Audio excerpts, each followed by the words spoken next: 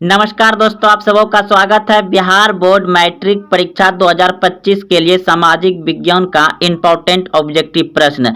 यह सभी प्रश्न बिहार बोर्ड मैट्रिक परीक्षा फाइनल में बार बार पूछे गए हैं और सभी प्रश्न को पूरा व्याख्या के साथ समझेंगे। तो आइए प्रश्न देखते हैं।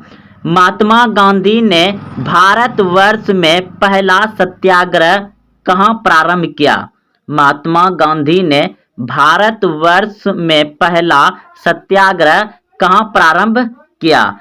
तो ऑप्शन नंबर डी सही है, चंपारण में 1917 ईस्वी में किया था। आइए इसका पूरा व्याख्या समझते हैं और आप इस व्याख्या से 2 नंबर का भी उत्तर दे सकते हैं। महात्मा गांधी ने सत्याग्रह का सर्वप्रथम प्रयोग दक्षिण अफ्रीका में किया।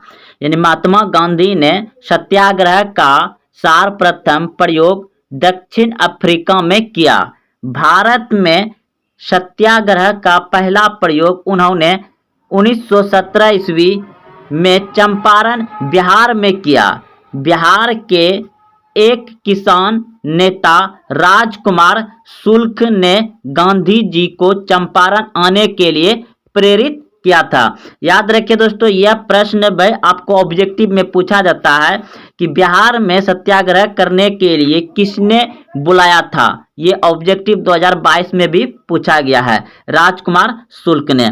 तो दोस्तों आप लोग अच्छे से समझ गए होंगे। अगर आपको 2 नंबर से सत्याग्रह के बारे में टिप्पणी कह रहा है लिखने के लिए, तो आप इतना लिख दीजिएगा तो आपको 2 नंबर मिल जाएगा। तो चलते हैं अब अगले प्रश्न की ओर। अगला प्रश्न देख रहे हैं कि जय जवान जय किसान का नारा किसने दिया? जय जवान जय किसान का नारा किसने दिया? Lal Bahadur Shastri. Option number B सही है। देखिए इसका पूरा व्याख्या समझते हैं। भारत के दूसरे प्रधानमंत्री लाल बहादुर शास्त्री ने जय जवान जय किसान का नारा दिया था। शास्त्री जी का पाकिस्तान के साथ ताशकंद में समझौता वार्ता के दौरान मृत्यु हो गई थी। उन्हें शांति का दूत कहा जाता है। उन्हें शांति का दूत कहा जाता है। महात्मा गांधी ने करो या मरो का नारा दिया था। महात्मा गांधी ने करो या मरो का नारा का जवाहरलाल नेहरू ने आराम हराम है का तथा इंदिरा गांधी ने गरीबी हटाओ का नारा दिया था।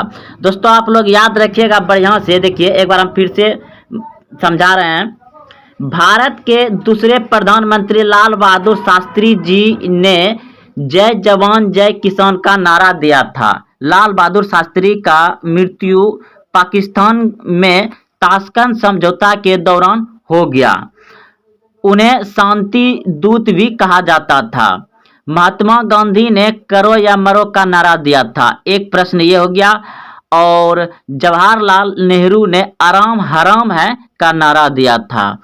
और इंदिरा गांधी ने गरीबी हटाओ का नारा दिया था। तो दोस्तों यह प्रश्न भी गरीबी हटाओ का नारा किसने दिया था? इंदिरा गांधी ने।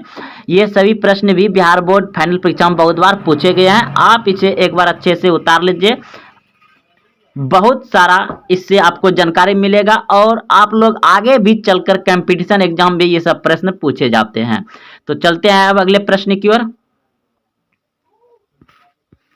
देखिए प्रश्न है, निम्नलिखित में से कौन सा भारत का राष्ट्रीय पक्षी है? निम्नलिखित में से कौन सा भारत का राष्ट्रीय पक्षी है? तो मोर। आप सभी जानते हैं मोर। ऑप्शन नंबर डी सही हो जाएगा। कुछ इंपॉर्टेंट है जो कि आप सभी पहले से भी जानते होंगे। भारत के राष्ट्रीय प्रतीक राष्ट्रीय ध्वज। भारत का राष्ट्रीय ध्वज क्या है? तिरंगा। भारत का राष्ट्रीय ध्वज क्या है? तिरंगा। राष्ट्रीय चिन्ह क्या है? सिंह शीर्ष यानी कि सारनाथ में है। राष्ट्रीय गान क्या है? जन गण मन। राष्ट्रीय गीत क्या है? भारत का राष्ट्रीय गीत क्या है? वंदे मातरम। भारत का राष्ट्रीय पशु बाघ। अगला प्रश्न है, भारत का राष्ट्रीय पक्षी मोर। भारत का राष्ट्रीय पुष्प कमल। भारत का राष्ट्रीय वृक्ष अशोक। भारत का राष्ट्रीय मिठाई जिलेबी। भारत का राष्ट्रीय नदी गंगा नदी। भारत का राष्ट्रीय पंचांग शक संवत। देखिए प्रश्न है, सिख धर्म के संस्थापक कौन थे? सिख धर्म के संस्थापक कौन थे? Guru Nanak Dev. Option number A सही है। सिख धर्म के संस्थापक कौन थे? Guru Nanak Dev. Option number A सही है। अगला प्रश्न देखिए, आप पूरा व्याख्या समझते हैं। सिख धर्म के संस्थापक गुरु नानक देव थे। उनका जन्म 1469 ईस्वी में विभाजित पंजाब के तलवंडी नामक स्थान पर हुआ था, जो अब ननकाना साहब के नाम से विख्यात है। उनकी माता का नाम तृप्ता देवी एवं पिता का नाम कारलू राम था। नामक सूफी संत बाबा फरीद से प्रभावित थे। तो दोस्तों आप समझ गए होंगे। देखिए अब प्रश्न है, भारत की मुख्य भाषा को किस अनुसूची में शामिल किया गया है? भारत की जो मुख्य भाषा है, भारत की मुख्य भाषा को किस अनुसूची में शामिल किया गया है? तो 8वें अनुसूची में। ऑप्शन नंबर ए सही है और 22 भाषा है। देखिए अब यहाँ पर पूरा व्याख्या के साथ समझिए। भारत की सभी प्रमुख भाषाओं को संविधान की 8वीं अनुसूची में शामिल करके मान्यता प्रदान की गई है। वर्ष 2003 में 100वां संविधान संशोधन द्वारा 4 नई भाषाओं को 8वीं इसमें शामिल किए जाने के बाद इसमें दर्ज भाषाओं की संख्या 22 हो गई है। 22 संख्या हो गया है।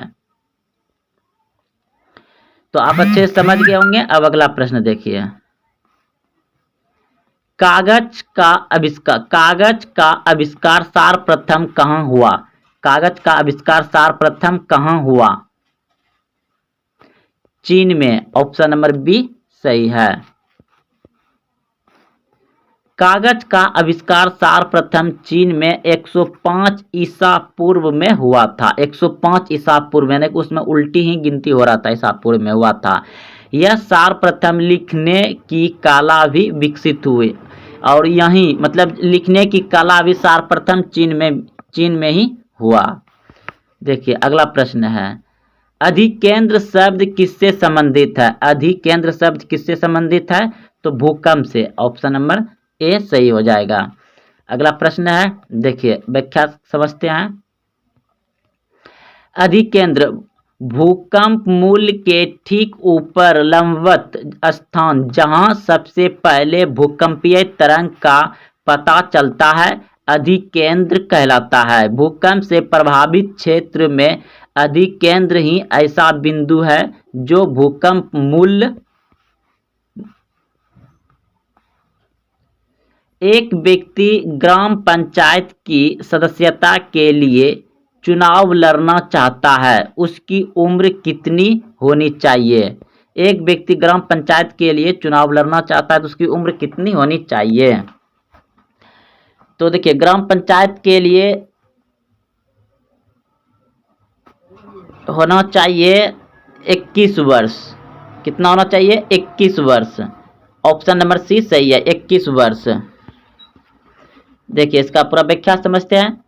संविधान के अनुसार ग्राम पंचायत की सदस्यता के लिए न्यूनतम आयु 21 वर्ष होनी चाहिए, यानी कि ग्राम पंचायत में जो भी सदस्य बनेंगे उसका उम्र 21 वर्ष अधिक होना चाहिए। लोकसभा तथा विधानसभा की सदस्यता के लिए न्यूनतम आयु 25 वर्ष होना चाहिए।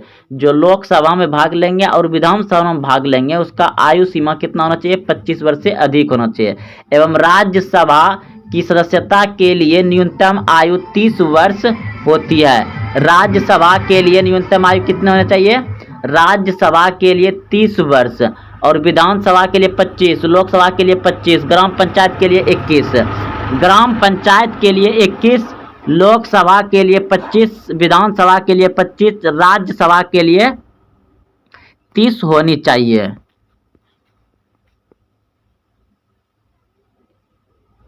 इनमें से कौन सा रोग मच्छरों से होने वाला रोग नहीं है? तो घेंघा। घेंघा रोग जो है आयोडीन की कमी से होता है, घेंघा।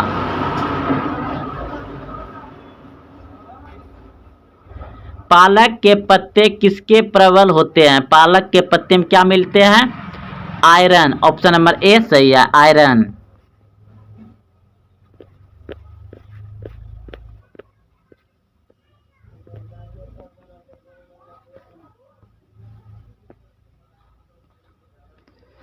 दांत क्षय का कारण है, दांत क्षय का कारण है बैक्टीरिया जनित संक्रमण। ऑप्शन नंबर सी सही है, बैक्टीरिया जनित संक्रमण। घेंघा रोग शरीर में आयोडीन की कमी के कारण होता है। मलेरिया रोग मादा एनोफिलीज मच्छर के काटने से होता है। पालक के हरे पत्ते आयरन के प्रबल स्रोत होते हैं। सबसे अधिक आयरन मेथी में पाया जाता है। आयरन रक्त में हीमोग्लोबिन का निर्माण करता है।